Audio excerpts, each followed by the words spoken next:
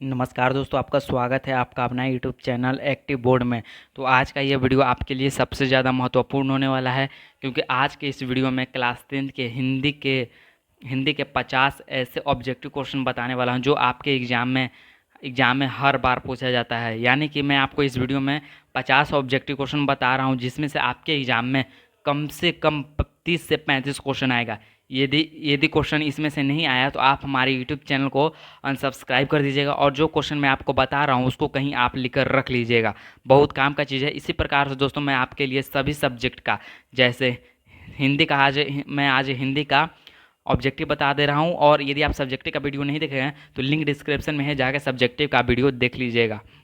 वहाँ पर मैंने सब्जेक्टिव के 20 सब्जेक्टिव क्वेश्चन बताया है। और इसी प्रकार से दोस्तों, मैं आपके लिए science, social science, Sanskrit, math का क्वेश्चन, ऑब्जेक्टिव क्वेश्चन और सब्जेक्टिव क्वेश्चन लाता रहूँगा। तो चलिए दोस्तों, बिना देरी के इस वीडियो को स्टार्ट करते हैं। शुरू करने से पहले दोस्तों, आपसे मेरा एक छोटा सा रिक्वेस्ट है कि यदि आप हमारे यूट्यूब चैनल पर नए हैं तो चैनल को सब्सक्राइब करके बेल आइकन को ऑल पर कर लीजिएगा, ताकि जब भी मैं ऐसा वीडियो बनाऊँ तो नोटिफिकेशन सबसे पहले आप तक पहुँचे। साथ में वीडियो को एक लाइक भी कर दीजिएगा, क्योंकि आपका एक लाइक और एक सब्सक्राइब हमारे लिए बहुत ही ज़्यादा मोटिवेशन का काम करता है। तो प्लीज़ दोस्तों, इस चैनल को जरूर सब्सक्राइब कर लीजिएगा।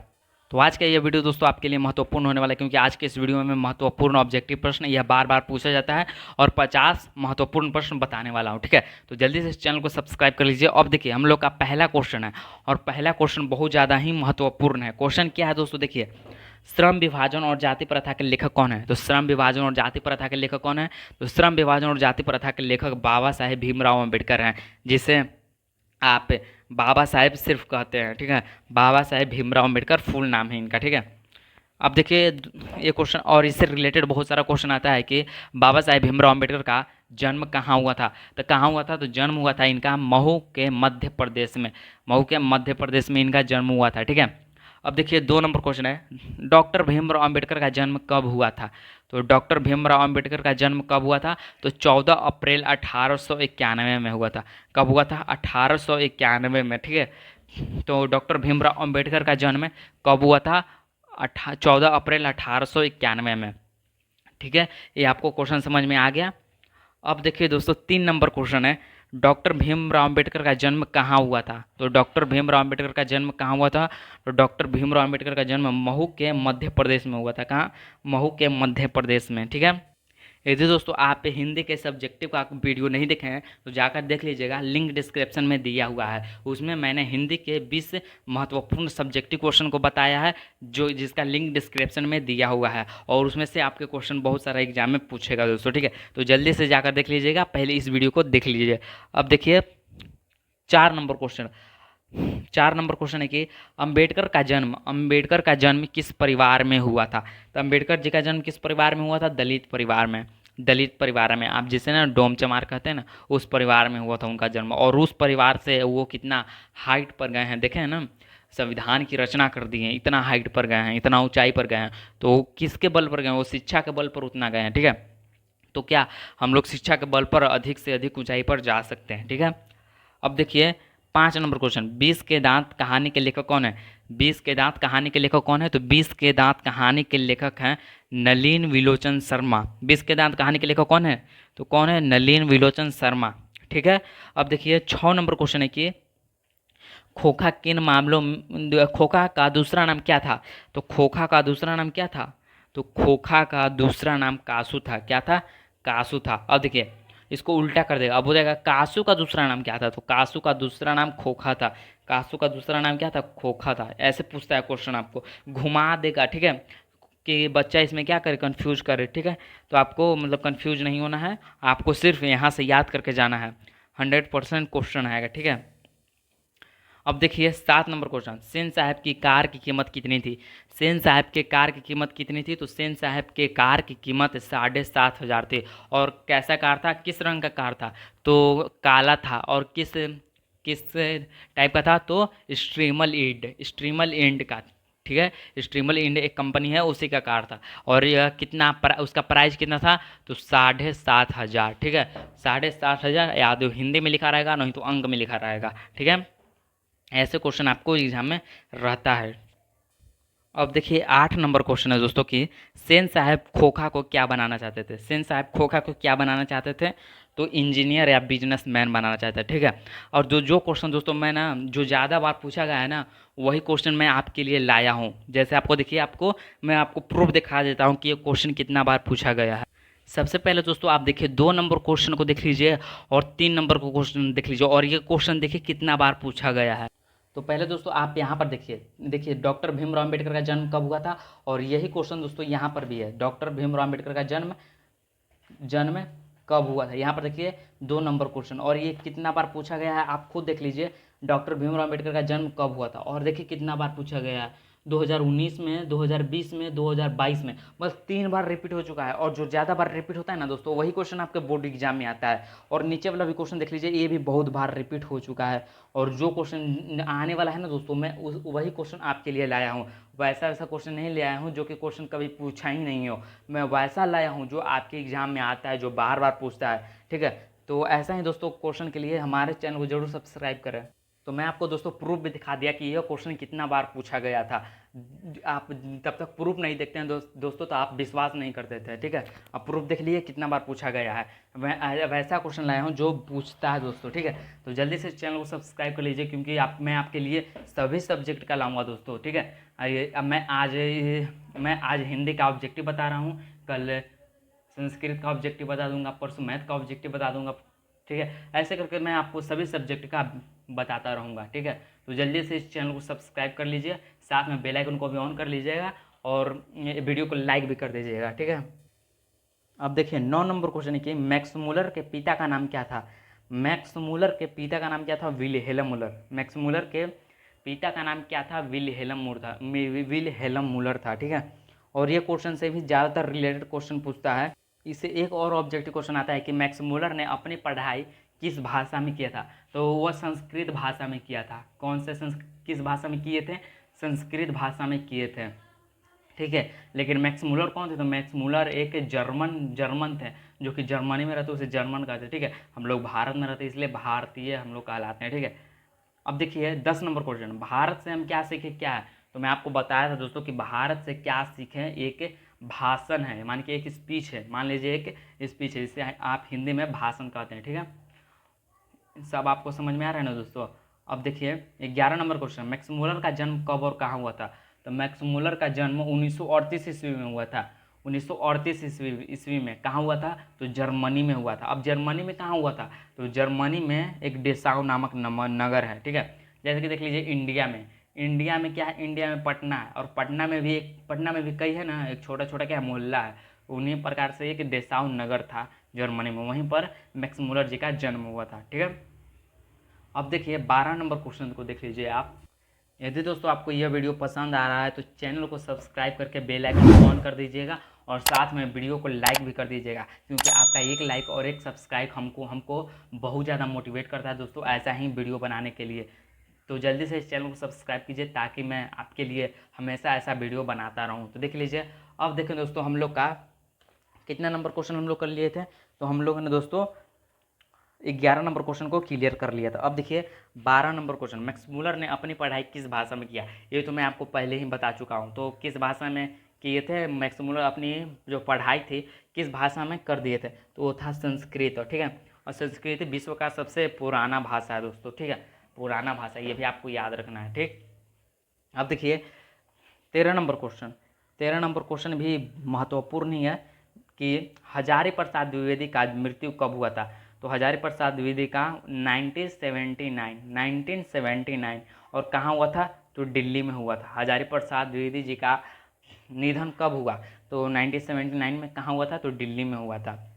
ये भी आपको याद रखना है। अब देखिए 14 नंबर क्वेश्चन, नाखून क्यों बढ़ते हैं क्या है, नाखून क्यों बढ़ते हैं क्या है, नाखून क्यों बढ़ते हैं क्या है, तो यह एक ललित निबंध है, ललित निबंध है, ठीक है। मैं आपको ये भी बहुत पहले ही बता चुका हूँ कि नाखून क्यों बढ़ते हैं क्या है, तो ये भी एक ललित निबंध है। मैं आपको जो बता रहा हूँ वो क्वेश्चन समझ में आ रहा है ना दोस्तों। यदि आपको समझ में आ रहा है तो कमेंट बॉक्स में यस लिख दीजिएगा, और वीडियो को एक लाइक कर दीजिएगा, और चैनल पर नया है तो चैनल को जरूर सब्सक्राइब कर दीजिएगा दोस्तों, प्लीज़ इस चैनल को जरूर सब्सक्राइब कर लेना, ठीक है। अब देखिए अब देखिए 15 नंबर क्वेश्चन, द्विवेदी जी से किसने पूछा था कि नाखून क्यों बढ़ते हैं? तो किसने पूछा था? तो उसकी बेटी ने, मतलब छोटी लड़की ने, ठीक है, छोटी लड़की ने पूछा था कि पिताजी नाखून क्यों बढ़ते हैं। ये भी आपको अच्छे से याद रखना है। अब देखिए 16 नंबर क्वेश्चन है कि सहजात वृत्तियाँ किसे कहते हैं? सहजात वृत्तियाँ किसे कहते हैं? तो सहजात वृत्तियाँ अनजान स्मृतियों कहते हैं। सहजात वृत्तियाँ किसे कहते हैं? अब देखिए, अब ये सब्जेक्टिव में पूछ देता है, तो देखिए सब्जेक्टिव में जब पूछेगा ना तो लिखिएगा सहजात वृत्तियाँ किसे कहते हैं, तो आप लिखिएगा सहजात वृत्तियाँ अनजान स्मृतियों को कहते हैं। ऐसे सब्जेक्टिव में लिख दीजिएगा। ये ऑब्जेक्टिव में पूछा है तो ऑब्जेक्टिव में किस पर टिक लगाइएगा? तो अनजान स्मृतियों को आप टिक लगाइएगा, आपका 100% आंसर सही होगा, ठीक है। अब देखिए 17 नंबर क्वेश्चन है कि चंद्रगुप्त विक्रमादित्य का व्यक्तिगत नाम क्या था? चंद्रगुप्त विक्रमादित्य का व्यक्तिगत नाम क्या था? देव था। क्या? देव, ठीक है। ये सब आपको याद हो। देखिए यदि आप ना दोस्तों मैं आपके लिए ऑप्शन लेस क्वेश्चन लाया हूँ, जो बिना ऑप्शन का है ना वैसा क्वेश्चन लाया हूँ, क्योंकि दोस्तों वैसा क्वेश्चन ना आपको एकदम जल्दी याद हो जाता है, आपको ना ऑप्शन खोजना नहीं पड़ेगा, आप सीधा याद किए रहेंगे, उस पर आप जल्दी से टिक लगा दीजिएगा, ठीक है। ऐसे दोस्तों आप भी बिना ऑप्शन वाला याद कीजिए, बिना ऑप्शन वाला आपको बहुत जल्दी याद होगा, ठीक है। यदि दोस्तों आप इसका PDF लेना चाहते हैं तो आपको स्क्रीन पर एक नंबर दिख रहा होगा, आप उस पर व्हाट्सअप मैसेज कर सकते हैं। कॉल नहीं कीजिएगा दोस्तों, यदि आप कॉल करते हैं तो आपको ब्लॉक कर दिया जाएगा और आपको PDF भी नहीं मिलेगा। तो आपको सिर्फ व्हाट्सअप मैसेज करना है, और रिप्लाई नहीं मिलता है अगर आपको, तो आप कॉल भी कर सकते हैं, ठीक है। यदि रिप्लाई मिल जाए तो कॉल नहीं करना है, रिप्लाई नहीं मिले तो आप कॉल कर सकते हैं, ठीक है। अब देखिए 18 नंबर क्वेश्चन, नागरी लिपि शीर्षक पाठ किस पुस्तक से लिया गया है? नागरी लिपि शीर्षक पाठ किस पुस्तक से लिया गया है? तो यह किस पुस्तक से लिया गया है? भारतीय लिपियों के कहानी से। भारतीय लिपियों के कहानी से। और नागरी लिपि के लेखक कौन है? तो नागरी लिपि के लेखक कौन है? तो नागरी लिपि के लेखक हैं गुणाकर मूले। कौन है? तो गुणाकर मूले। अब देखिए 19 नंबर क्वेश्चन है, हिंदी किस लिपि में लिखी जाती है? तो हिंदी देवनागरी लिपि में लिखी जाती है। किस लिपि में लिखी जाती है? देवनागरी लिपि में। ये भी आपको अच्छे से याद रखना है। अब देखिए 20 नंबर क्वेश्चन है कि वेतमा दान पत्र किस समय का है? वेतमा दान पत्र यानी कि आपको याद रखिए 10-20 ऐसे याद रख लीजिएगा, या आपको याद हो जाएगा 10 तो 20, ठीक है। नहीं तो 10-20 ऐसे भी आप करके याद कर सकते हैं। पहले 10 और 10 इंटू 2 क्या होगा? 20, 10-20 ऐसे करके आप याद कर सकते हैं। अब देखिए 21 नंबर क्वेश्चन, बहादुर का पूरा नाम क्या था? बहादुर का पूरा नाम क्या था? तो बहादुर का पूरा नाम दिल बहादुर था।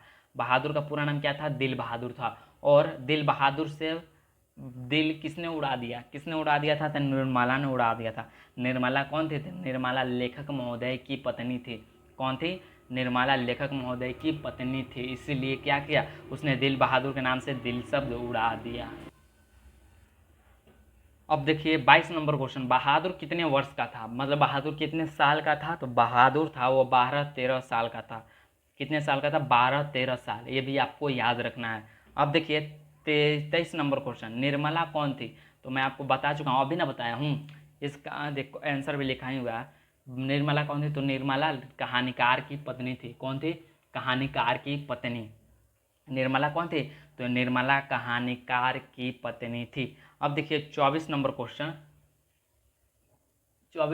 है कि बहादुर अपने घर से क्यों भागा? बहादुर अपने घर से क्यों भागा था? तो माँ की मार के कारण, डर के कारण भाग गया। और रात भर कहाँ जंगल में रात भर वो कहाँ छिपा रहा था? तो रात भर वह जंगल में छिपा रहा था, ठीक है। कहाँ छिपा रहा था? जंगल में। और ये भी क्वेश्चन आपके एग्जाम में आता है कि लड़का माँ के मार खाने के डर से कहाँ छिपा रहा था? तो वह जंगल में छिपा रह गया था एक रात तक, ठीक है। अब देखिए 25 नंबर क्वेश्चन देख लीजिए, जारशाही डॉट डॉट डॉट कहाँ थे? तो जारशाही कहाँ थे? तो सोवियत रूस में। तो सिर्फ रूस भी हो जाएगा, यहाँ रूस भी हो सकता है, ठीक है। तो आपको पूरा लिखना है सोवियत रूस में थे, ठीक है। अब देखिए 26 नंबर क्वेश्चन देख लीजिए, निराला की साहित्य साधना किसकी कृति है? निराला की साहित्य साधना रामविलास शर्मा की कृति है। किसकी कृति है? रामविलास शर्मा की कृति है। ये भी आपको याद रखना है क्योंकि ये भी क्वेश्चन बहुत बार आपके बोर्ड एग्जाम में पूछ चुका है। अब देखिए 27 नंबर क्वेश्चन है कि 27 नंबर क्वेश्चन है कि लेखक रामविलास शर्मा का जन्म कब हुआ? तो लेखक रामविलास शर्मा का जन्म कब हुआ था? तो 10 अक्टूबर 1912। कब हुआ था? 10 अक्टूबर 1912 ईस्वी में लेखक रामविलास शर्मा का जन्म हुआ था। अब देखिए 28 नंबर क्वेश्चन। 28 नंबर क्वेश्चन है कि लेखक रामविलास शर्मा का जन्म कहाँ हुआ था? तो कहाँ हुआ था? ऊंच गांव सानी में। ऊंच गांव सानी कहाँ है? ऊंच गांव सानी उत्तराखंड में है। कहाँ है? उत्तराखंड में। वहीं पर गांव है एक ऊंच गांव सानी। कहाँ है? ऊंच गांव सानी। अब देखिए 29 नंबर क्वेश्चन। बिरजू महाराज कितने साल के थे जब उनकी पिता की मृत्यु हो गई? कितने साल के थे? तो 9.5 साल। 9.5 साल। 9.5 साल को आप ऐसे भी लिख सकते हैं, ठीक है, आप ऐसे भी लिख सकते हैं। सब आपको क्वेश्चन समझ में आ रहा है ना दोस्तों? यदि आपको समझ में आ रहा है तो वीडियो को एक लाइक कर दीजिएगा दोस्तों, और चैनल पर नए हैं तो चैनल को सब्सक्राइब कर दीजिएगा क्योंकि आपका एक सब्सक्राइब और एक लाइक हमको बहुत ज़्यादा मोटिवेट करता है ऐसा वीडियो बनाने के लिए। तो जल्दी से चैनल को सब्सक्राइब कर लीजिए ताकि मैं आपके लिए हमेशा ऐसा वीडियो बनाता रहूँ था। प्लीज़ दोस्तों इस चैनल को जरूर सब्सक्राइब कर लीजिएगा, ठीक है। अब देख लीजिए 30 नंबर क्वेश्चन है कि जीत जीत मैं निखरत हूँ क्या है? तो जीत जीत मैं निखरत हूँ एक साक्षात्कार है। साक्षात्कार का मतलब जानते हैं? इंटरव्यू। मतलब साक्षात्कार जो होते हैं साक्षात्कार इंटरव्यू, इसमें ना बिरजू महाराज का इंटरव्यू लिया गया था कि वे किस प्रकार से सफल हुए हैं, उसी का क्या हुआ था? इंटरव्यू क्या था। इसी को हिंदी में साक्षात्कार कहते हैं, ठीक है। अब देखिए पंडित बिरजू महाराज का जन्म कब हुआ था? तो पंडित बिरजू महाराज का जन्म 4 फरवरी 1938 को हुआ था। पंडित बिरजू महाराज का जन्म कब हुआ था? तो 4 फरवरी 1938 को हुआ था। कब हुआ था? 4 फरवरी 1938 को। अब देखिए 32 नंबर क्वेश्चन। बिरजू महाराज किस शैली के नर्तक हैं? बिरजू महाराज किस शैली के नर्तक हैं? तो कथक शैली के। किस? कथक शैली के। यहाँ पर हो जाएगा शैली, कथक शैली के नर्तक हैं, ठीक है। ये आपको सब समझ में आ रहा है? तो अब देखिए 33 नंबर क्वेश्चन। बहुवचन नामक पत्रिका का संपादन किसने किया?